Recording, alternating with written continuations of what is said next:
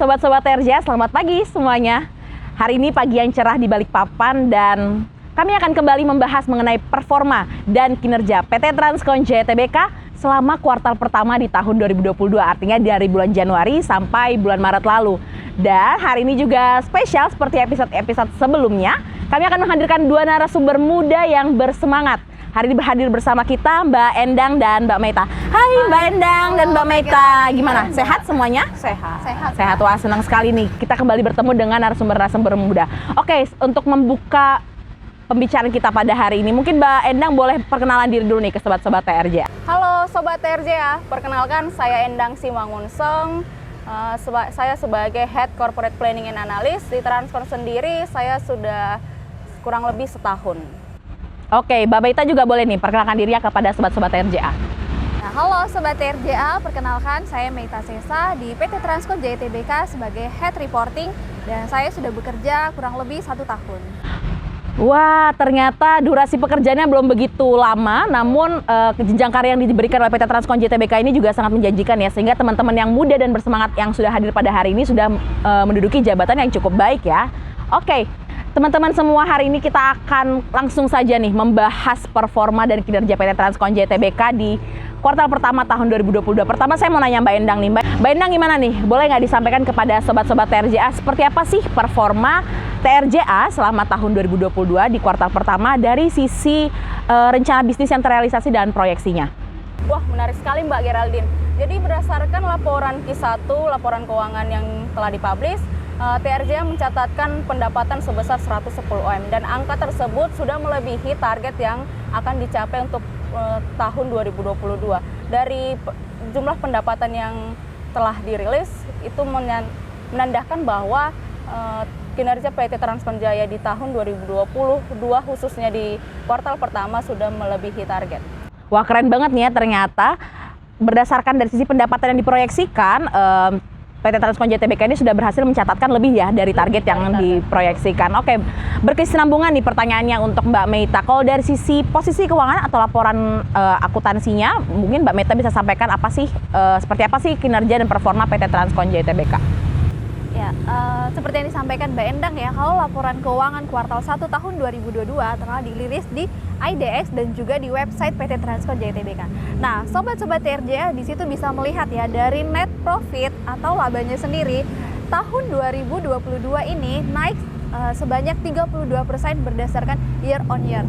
Yang artinya kenaikan laba ini juga dipengaruhi oleh pendapatan yang naik loh sobat TRJA. Nah, untuk pendapatan dari PT Transcon Jaya tersendiri tidak hanya dari rental kendaraan, tetapi juga dari internet service provider dan yang terakhir yaitu dari disposal. Disposal itu apa? Yaitu penjualan unit bekas. Nah, Mbak Geraldine, tahun ini PT Transcon Jaya Tbk sedang mempromosikan ya penjualan unit bekas tersebut dan itu membantu atau memberikan sumbangsi yang tinggi terhadap pendapatan PT Transcon Jaya Tbk sehingga naik sebanyak 15% berdasarkan year on year. Wah, berarti keren banget ya performa PT Transcon Jaya Tbk di kuartal pertama tahun 2022 ini, karena ternyata dibandingkan tahun sebelumnya yang notabene kondisinya masih sama ya dan masa pandemi, namun PT Transcon Jaya Tbk berhasil survive kalau dilihat dari proyeksi dan laporan keuangannya. Nah, berkesinambungan juga sama pertanyaan saya berikutnya. Kita sudah mendengar bahwa faktanya PT Transcon Jaya Tbk berhasil menduduki atau berpindah dari papan pengembangan di Bursa Efek Indonesia menjadi papan utama. Nah, kalau dari sisi Mbak Endang gimana nih tanggapannya soal perpindahan papan untuk TRJA sendiri? Perpindahan dari papan pengembangan ke papan utama. Berarti papan utama sekelas dengan perusahaan-perusahaan blue chip lainnya ya. Wow. Berarti dari sisi fundamental Transcon ini layak berpindah dari papan pengembangan ke papan utama. Sebenarnya ketika dia IPO, ketika Transcon Jaya sendiri IPO, PT Transcon Jaya sendiri sudah layak untuk menduduki papan utama. Hanya saja satu kekurangannya, yaitu syarat dari syarat yang ditetapkan oleh IDX hanya satu yang tidak dipenuhi oleh Transcon Jaya sendiri, yaitu minimal tercatat di Bursa Efek Indonesia selama setahun. Dan semua perusahaan harus melalui itu. Baik dia perusahaan sekarang dia sudah blue chip ataupun dulunya belum, dia harus sudah melewati minimal 1 tahun tercatat di Bursa Efek Indonesia. Sementara Transcon sendiri belum genap 2 tahun sudah berpindah dari papan pengembangan ke papan utama. Berarti dari sisi fundamental dan syarat-syarat yang ditentukan oleh PT Bursa Efek Indonesia, Transkon sudah memenuhinya sehingga layak untuk pindah ke papan utama. Keren banget. Tepuk tangan dulu ya buat RJA. Wah, keren banget nih. Oke, kalau dari sisi Mbak Meita mungkin apa sih yang mungkin menyebabkan nih PT Transkon JTBK dapat berpindah dari papan pengembangan ke papan utama? Bagaimana tanggapannya? Ini kabar gembira ya Mbak Geraldine untuk kita semua dan sobat-sobat RJA dimanapun berada. Suatu perusahaan berpindah dari papan pengembangan ke papan utama itu tentunya karena dipengaruhi oleh beberapa hal. Seperti yang disampaikan oleh Mbak Endang, yaitu syaratnya minimal 1 tahun ya di Bursa Efek. Nah, kalau syarat yang lainnya yaitu minimal asetnya itu harus mencatat minimal 100 miliar. Dan per tanggal 31 Maret 2022, PT Transkon Jaya Tbk berhasil mencatat 700 miliar asetnya. Wow, itu pencapaian yang luar biasa ya. Luar biasa. Ya. Kemudian dipengaruhi oleh faktor yang ketiga yaitu berdasarkan hasil audit minimal 3 tahun berturut-turut harus melaporkan hasil wajar tanpa modifikasi. Itu berarti Mbak Geraldine, PT Transkon Jaya Tbk melaporkan laporan keuangannya secara cepat, tepat, akurat, dan tentunya transparan. Berarti selain kinerjanya yang oke, performanya oke, PT Transkon JTBK ini juga sangat menjunjung tinggi prinsip-prinsip tata kelola perusahaan seperti contohnya tadi transparansi yang akurat dan tepat waktu juga ya teman-teman. Oke, nah kalau kita sekarang bisa kasih insight nih buat sobat-sobat RJA di rumah, kira-kira kalau dari sisi Mbak Meita bisa sampaikan, apa saja sih target-target yang diharapkan di tahun 2022 ini atau bahkan sampai ke tahun-tahun mendatang dilihat dari sisi keuangannya? Ya, tahun 2022 ya, ini adalah kita masuk ke dalam masa pemulihan ekonomi. Kita berharap PT Transkon Jaya Tbk boleh terus mencetak laba-laba yang semakin tinggi. Itu harapan kita semua dan tentunya kita optimis ya Mbak Geraldine untuk hal itu. Kita berharap PT Transkon Jaya Tbk boleh mencetak laba 15 hingga 20% ya. Oke, kalau estimasinya di angka 15-20% dari sisi laba untuk targetnya. Nah, kalau dari sisi Mbak Endang nih, despite dari mengenai angka, kalau dari sisi planning dan analis, proyeksi atau rencana bisnis apa nih yang akan dilakukan mungkin sebagai insight buat teman-teman di rumah?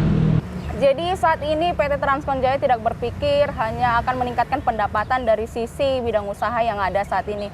Kita juga berpikir ke depannya PT Transkon Jaya akan melirik bidang usaha apa. Dan saat ini planning sedang memikirkan bidang usaha apa yang bisa kita kembangkan, peluang-peluang apa yang bisa kita kembangkan sehingga PT Transkon Jaya semakin maju.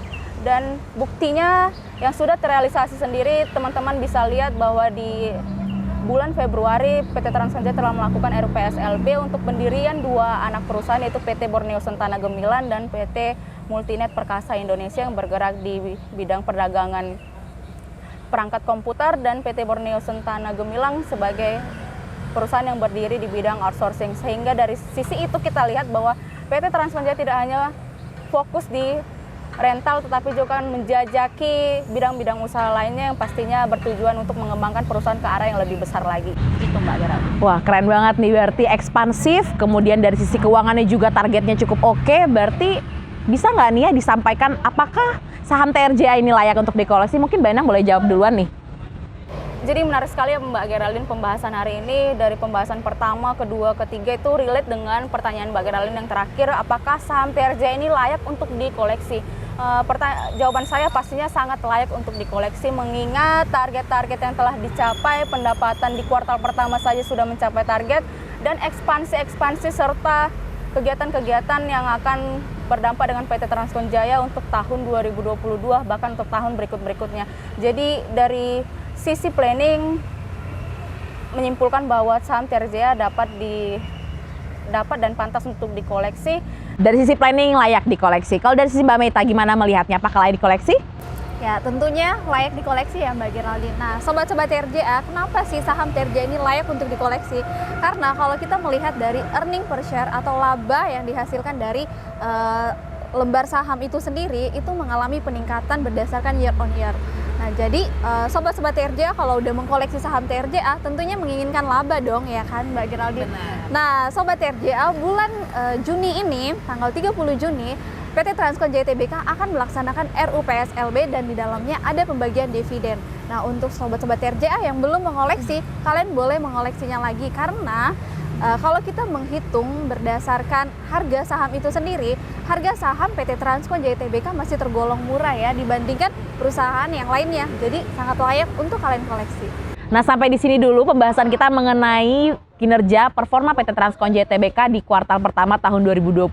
Nanti kita juga akan tentu mengupas lagi lebih lanjut seperti apa sih performa PT Transcon JTBK di tahun-tahun berikutnya atau di kuartal-kuartal berikutnya. Jadi, pastikan Sobat TRJA pantengin terus YouTube PT Transcon JTBK dan jangan lupa di like, subscribe, dan di-share ke semua Sobat-Sobat TRJA lainnya supaya kita akan terus mendapatkan update-update mengenai PT Transcon JTBK.